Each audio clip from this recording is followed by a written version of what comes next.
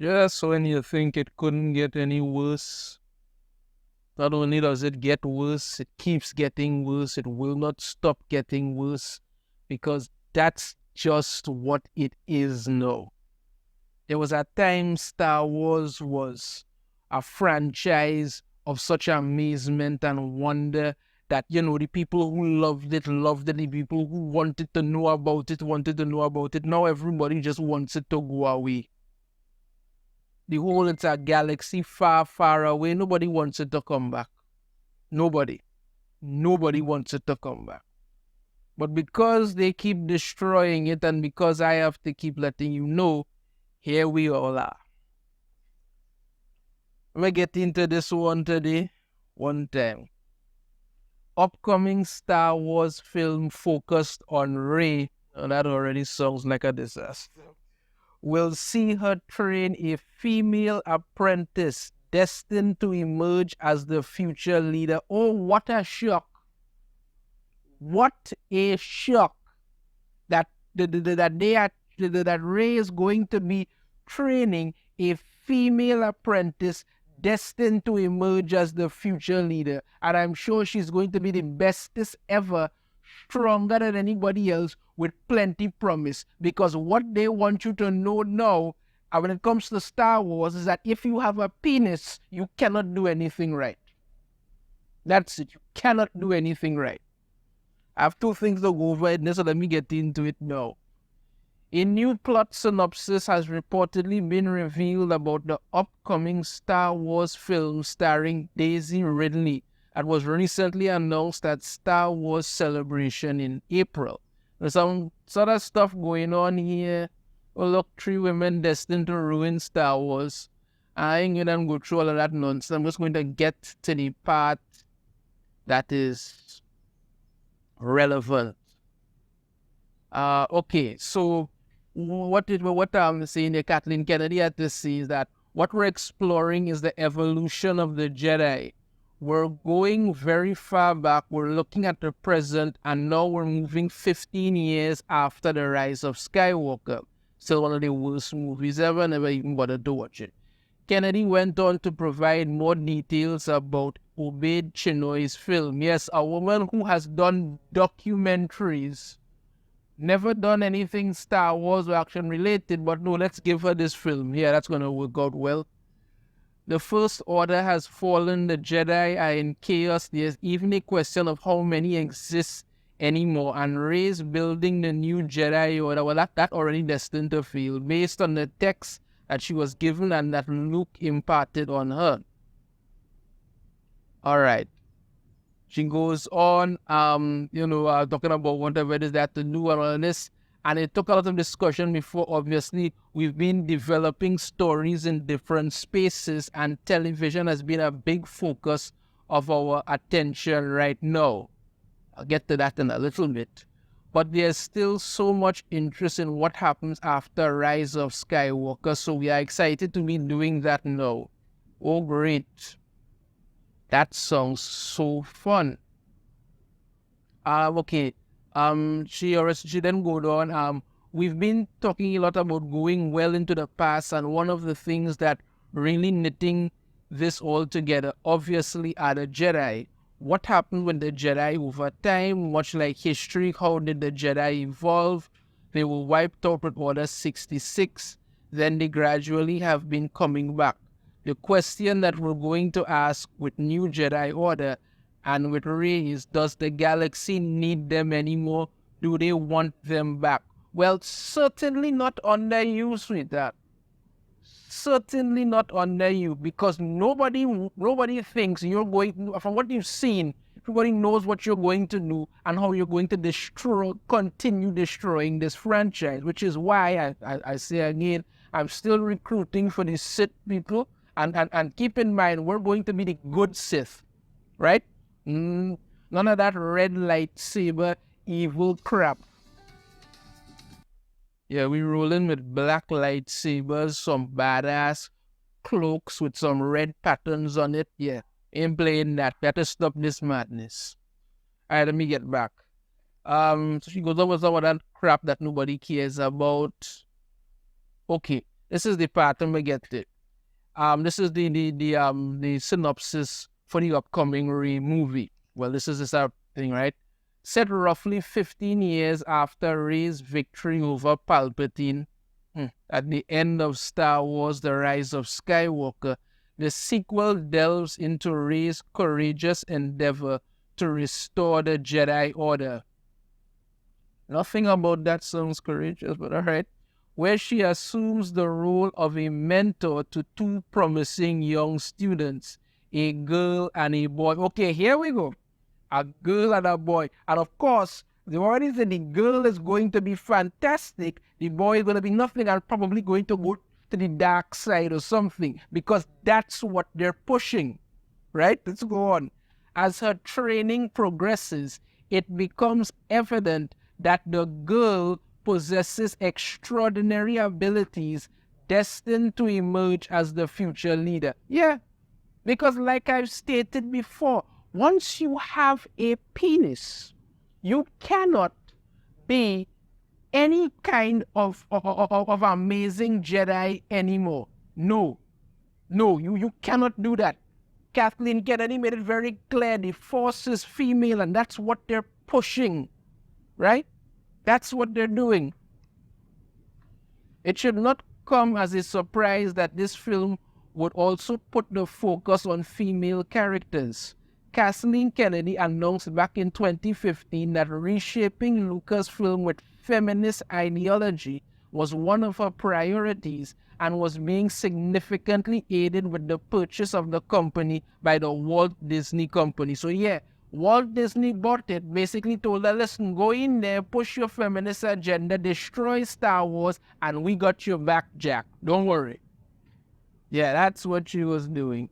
Yeah, so she goes, a lot of here where she goes on talking about how she intends to do it, a lot of this, and she goes on, and this part, with the movies we are making and with the protagonists that we are putting in the stories, I think you don't want to support with that, right? She then touted, but we have 50% of our executive team are women, right? Not competent people who could do their job. No, 50% of the executive team are women. Whether they're good or not doesn't matter, because they're women. And 6 out of 8 of the people in my story group are women. And I'm sure there's a lot of people that would be surprised that we're making Star Wars movies and the majority of the people involved in the development of those stories are women. And I think it's making a huge difference in the stories that we're trying to tell. If by that you mean that you're making dog shit that nobody wants to see, well then yeah, that's exactly what you're doing. That's exactly what you're doing. If it was not already clear that this film would be dead on arrival when it was announced, this new synopsis pretty much makes it crystal clear. Yeah, crystal clear. Now, we've covered that Rey is going to be leading some new female Jedi who is destined to become the future leader, because, of course, they have to push the feminist agenda. But it's not enough to do that. You can't just push the feminist agenda and leave out pushing some woke grooming ideology crap into everything. And that's why you get this. Star Wars continues to promote vile, destructive gender ideology, reportedly casts man pretending to be a woman in the Acolyte. Now this so-called Acolyte TV series or whatever it is that they're supposed to be doing, I don't even know if it's happening anymore, because the amount of controversy I have heard surrounding this thing is not even funny anymore. It's just a disaster. Well, let me get into this. Lucasfilm and Star Wars continue to promote vile gender ideology that aims to confuse and corrupt children while also physically and mentally destroying people by casting Oliver Thorne in the upcoming The Acolyte series. Yeah, this is the cast and director and stuff here. Is that I think one of these actresses here went and said that, the good thing about Star Wars is that there's no good or evil depending on which side you're on.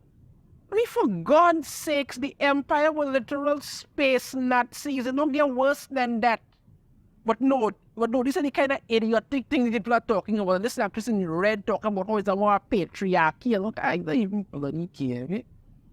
A new report from the Direct claims that Thorne, who pretends to be a woman named Abigail, will appear in the Acolyte as a character named Ensign Eurus. Yes, that's what you go out and announce. The big announcement, we have some man pretending to be a woman in this show. Wow, everybody come and see it. And when it fails miserably and nobody shows up because nobody's interested in this shit, and you let it turn around and call everybody a bunch of homophobes and bigots and all kind of nonsense. Yeah. The report notes, according to his agency, United Agents, British actor Oliver Thorne is due to play Ensign Eurus in The Acolyte, making his Star Wars first ever transgender actor in a non-minor role. This is the Oliver Thorne here. The Acolyte previously cast self-described non-binary actress Amanda Steinberg as one of the main Jedi characters in the show. Oh God. The official Star Wars are coming back in July. Okay, I ain't even going through all of this. This is she here. All of them suddenly want to pretend that they are big Star Wars fans. Okay. Well, continue to read this part. The casting of these individuals shows that not only is Star Wars fine with allowing these actors to be duped by this vile ideology, but they are actively encouraging it through their promotion. Yeah, because Disney and them have no intention of stopping this. It's dangerous behavior. These people are very confused. They don't know what the hell they're doing. And you are promoting this like it's something fantastic. Don't come and see this movie because it has some really cool Jedi in it. It has some fantastic stories. No, come and see this series because we have some man pretending to be a woman and some woman who's confused about her gender ideology nonsense. That's what you're really pushing.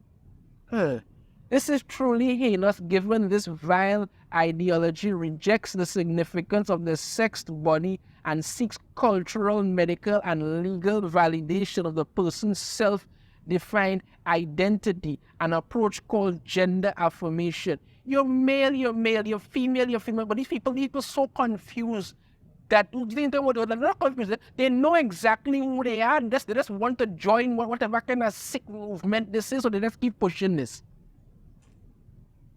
Furthermore, there is ample evidence that gender affirmation not only does not resolve a person's struggles, but also can in fact exacerbate them. The acceptance and or approval of a person's claimed transgender identity is particularly dangerous in the case of children whose psychological development is both delicate and incomplete. First and foremost, a child needs to know the truth. He or she has been created male or female forever. Affirming a child's distorted self-perception or supporting a child's desire to be someone other than the person male of God created gravely misleads and confuses the child about who he or she is exactly. But this is what they want, a bunch of confused people. They are confused. Why can't they make everybody else confused and keep pushing? This is why they keep going after children. If they could get them thinking like them, then everybody else has no choice but to go along with their madness. So yeah, you thought it couldn't get any worse? It certainly can. We have Rey leading. We have Rey training some female force wielder to be the next leader, because of course you can't be an outstanding Jedi if you have a penis. And now we have some man pretending to be a woman while others in this crazy acolyte mess keep pushing the dangerous gender crap down everybody's throat. When is it? I mean, at this point, somebody should just build that Death Star and blow up this galaxy far, far away so it never comes back. Crap needs to stop, boy. Let me know your thoughts on this in the comments. Have a different opinion. I'd love to hear it. If you like the video, should I hit that thumbs up? Subscribe if you haven't already. Ring the notification bell, notified every time I put out a new video. I shall see you all next time. Take care.